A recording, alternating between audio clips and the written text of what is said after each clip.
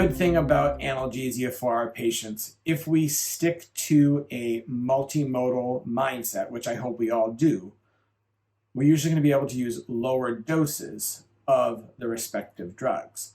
And it goes without saying, because shock is a state of hypoperfusion where oxygen is not being delivered to tissues, typically because of cellular energy production deficits, we don't want to give them a class of drugs that alters perfusion significantly. So one of the common questions I always get asked is, well, can I give an NSAID? I would not use an NSAID because of the hypoperfusion issues and the risk for gastric ulceration and gastrointestinal perforation and acute kidney injury.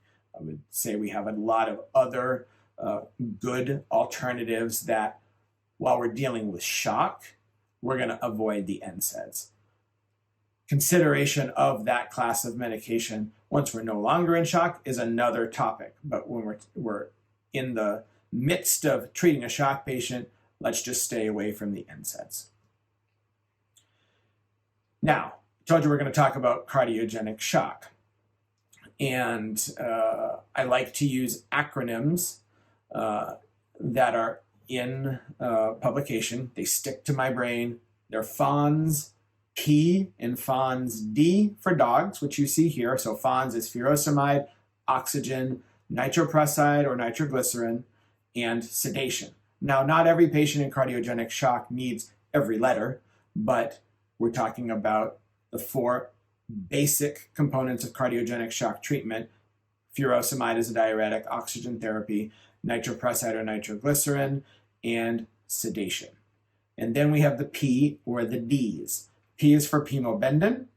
Obviously, we all are familiar with vetmedin and the functions of this medication to improve contractility and its benefits in patients, for example, with congestive heart failure.